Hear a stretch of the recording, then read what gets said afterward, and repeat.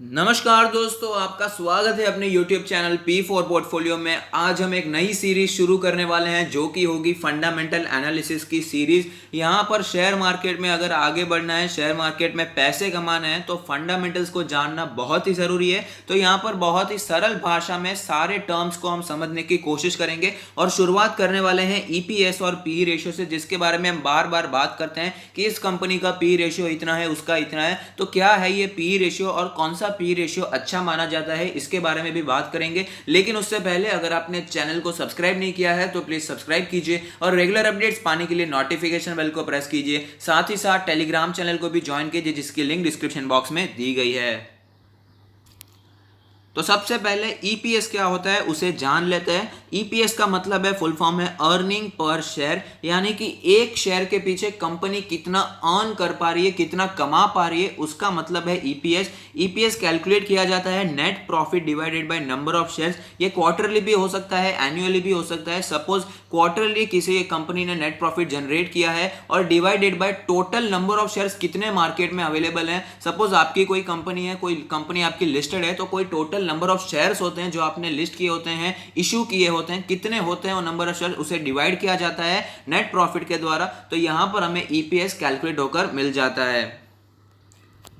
और भी इसी तरीके से समझने के लिए हम यहाँ पर एग्जाम्पल भी लेने वाले हैं कि company ABC is trading at 1000 rupees on NSE, यानी कि NSE पर एक कंपनी है जिसका नाम है ABC, जो कि 1000 रुपीज पर फिलहाल ट्रेड कर रही है और कंपनी ने रिपोर्ट किया है 100 करोड़ का प्रॉफिट और कंपनी के 1 करोड़ शेयर्स मार्केट में अवेलेबल है। तो चलिए इसका कैलकुलेट करते हैं कितना EPS निकल कर आता है।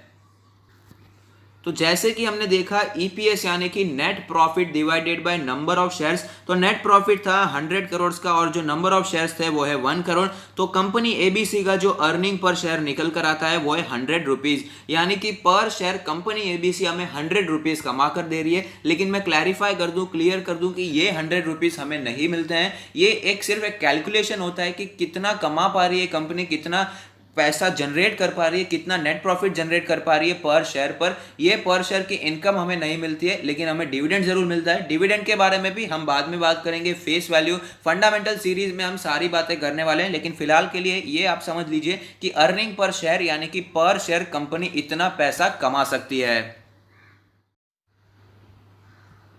तो यहां पर जान लेते हैं व्हाट इज पी रेशियो। तो पी रेशियो का मतलब है प्राइस टू अर्निंग रेशियो, यानी कि share price divided by EPS जो निकल कर आएगा वही होता है पी रेशियो। एग्जांपल के तौर पर समझेंगे, हमने देखा कंपनी ABC का प्राइस है, शेयर प्राइस जो चल रहा है वो है 1000 रुपीज का और अर्निंग पर शेयर जो कैलकुलेट होकर आता है वो है 100 रुपीज का। तो पी रेशियो जो कैलकुलेट होकर आएगा वो है 10 का। तो यहाँ पर सरल भाषा में समझे तो कंपनी ABC का 1 रुपया कमाने के लिए इन्वेस्टर्स यहाँ पर 10 रुपए लगाने के लिए तैयार है, यानी कि अर्निंग के मुताबिक यहाँ पर 10 गुना ज्यादा प्राइस पे हमें कंपनी ABC ट्रेड करती हुई नजर आ रही है। तो कौन सा पी रेशियो अच्छा होता है, कौन सा पी रेशियो महंगा सस्ता होता है, उसके बारे में भी बात कर लेते हैं। कौन सा पी रेशियो अच्छा है वो तो टोटली डिपेंड करता है इंडस्ट्री पर। अलग अलग इंडस्ट्री का अलग अलग पी रेशियो होता है। हम IT इंडस्ट्री का पी रेशियो FMCG के इंडस्ट्री के पी रेशियो से कंपेयर नहीं कर सकते। TCS का पी रेशियो और HUL का पी रेशियो हम कंपेयर करके नहीं बता सकते हैं कि कौन सा स्टॉक महंगा है या कौन सा स्टॉक सस्ता है। सेम इंडस्ट्री में कंपेरिजन करना बहुत ही जरूरी है। तो यहाँ पर हमें कंपेयर करना चाहिए इंडस्ट्री के पी से। इंडस्ट्री की जो उसकी पीयर कंपनीज होती है उसके पी रेशियो से हमें कंपेयर करके पता चलेगा कि कौन सा स्टॉक ज्यादा महंगे वैल्यूएशन पे हमें ट्रेड करता हुआ नजर आता है। तो यहाँ पर हम कंपैरिजन भी करने वाले हैं FMCG सेक्टर से और साथ ही साथ समझने वाले हैं कि क्या सिर्फ पी रेशियो देखकर ही इन्वेस्टमेंट्स करना चाहिए या नहीं। तो पहला स्टॉक मैंने लिया है HUL FMCG सेक्टर का है, 76.16 पी रेशियो है, जबकि इंडस्ट्री का पी है 68.51। तो इंडस्ट्री के पी एवरेज से भी हमें ज़्यादा महंगे वैल्यूएशन पे ट्रेड करता हुआ नजर आ रहा है। जबकि इमामी जो कि दूसरा FMCG का स्टॉक है उसका पी रेशियो है 36.62, इंडस्ट्री के पी से काफ़ी कम है। और अगर हम HUL से कंपेयर करते हैं तो HUL का जो पी रेशियो है, जो पी वैल्यूएशन है, वो तो इमामी से डबल से भी ज़्यादा दिखाई देता है। तो उसका रीज़न क्या है? तो क्या सिर्फ कम पी रेशियो देखकर इमामी में इन्वेस्ट करना चाहिए या फिर एचयूएल में? तो इसका जो रीज़न है वो आपको समझना चाहिए। यहाँ पर मार्केट फ्यूचर के बारे में सोचती है। एचयूएल में लोगों को, इन्वेस्टर्स को ज़्यादा ब्राइट फ्यूचर दिखाई देता है। एचयूएल के मैनेजमेंट पे, एचयूएल के पास्ट परफॉर्मेंस पे ज़्यादा भरोसा बैठ गया है इन्वेस्टर्स का, जबकि इमामी का प्रोडक्ट पोर्टफोलियो इतना अच्छा नहीं हो सकता। लोगों को, इन्वेस्टर्स को इमामी का फ्यूचर इतना ज़्यादा ब्राइट नहीं दिखाई दे रहा होगा, इसीलिए इमामी में लोग कम इन्वेस्ट करना पसंद कर रहे हैं और उसी के कारण हमें यहाँ पर पी रेशियो कम दिखाई दे रहा है। और जबकि एचयूएल का पी रेशियो इतना ज़्यादा होने के बावजूद लोग अभी भी उसमें इन्वेस्ट करना पसंद करते हैं, क्योंकि इसका फ्यूचर अभी भी ब्राइट दिखाई देता है कि आगे जाकर कंपनी और भी ग्रो करेगी। अब मैनेजमेंट काफ़ी अच्छा है, कंपनी के प्रोडक्ट पोर्टफोलियो काफ़ी अच्छे हैं, इसलिए 1 रुपया कमाने के लिए भी यहाँ पर 76 रुपीज़ यहाँ पर इन्वेस्ट करने के लिए तैयार हैं इन्वेस्टर। तो इस बात को समझना बहुत ही ज़रूरी है। और भी एक बेस्ट एग्जाम्पल जो कि फिलहाल के टाइम का है वो मैं आपको देना चाहूँगा, जो कि है पावर सेक्टर से रिलेटेड। यहाँ पर आपको पता ही होगा पावर सेक्टर में एक हमें चेंज देखने को मिलने वाला है। जो पहले थर्मल एनर्जी वो सब चल रहा था, वो अब चेंज होने वाला है। अभी हमें ग्रीन एनर्जीज देखने को मिलेगी, विंड एनर्जी, सोलर एनर्जी, ऐसे स्टफ में हमें ट्रांसफॉर्मेशन देखने को मिलेगा।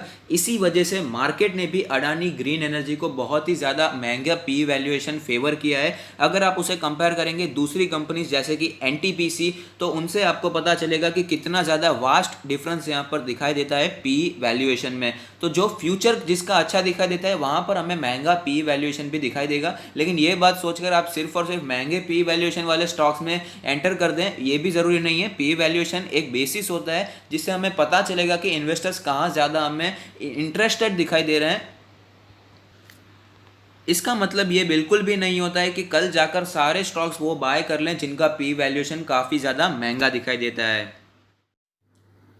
वीडियो को एंड करते हुए एक बात मैं आपको बताना चाहूँगा कि सिर्फ पी वैल्यूएशन ही एक अकेला फैक्टर नहीं है जिसके बेसिस पे इन्वेस्टमेंट के बारे में सोचना चाहिए। यहाँ पर ग्रोथ को अपने दिमाग में रखना बहुत ही ज़रूरी है। जिस कंपनी में आपको ग्रोथ दिखाई देती है, जिसका फ्यूचर आपको ब्राइट दिखाई देती है, वहाँ पर ही इन्वेस्टमेंट के बारे में सोचना चाहिए। सिर्फ पी वैल्यूएशन को देखकर इन्वेस्टमेंट के बारे में सोचना गलत हो सकता है। यहाँ पर आप देख सकेंगे अगर आपको एचयूएल में ग्रोथ दिखाई दे रही है तो ये पी वैल्यूएशन 76 अभी भले ही इंडस्ट्री के पी से महंगा दिखाई देता है, लेकिन अगर हमें एचयूएल में आगे आने वाले सालों में भी ग्रोथ दिखाई देगी तो ये पी वैल्यूएशन बढ़कर हमें 100 होता हुआ भी नजर आ सकता है। तो ग्रोथ वाली कंपनीज पर हमें फोकस रखना है, जहां पर ग्रोथ दिखाई देता है वहां पर ही इन्वेस्टमेंट के बारे में सोचना है। तो अगर आपको ये वीडियो पसंद आता है तो लाइक कीजिए, शेयर कीजिए, कमेंट कीजिए, सब्सक्राइब कीजिए और मुझे मोटिवेट कीजिए। Thank you. Stay happy, happy investing.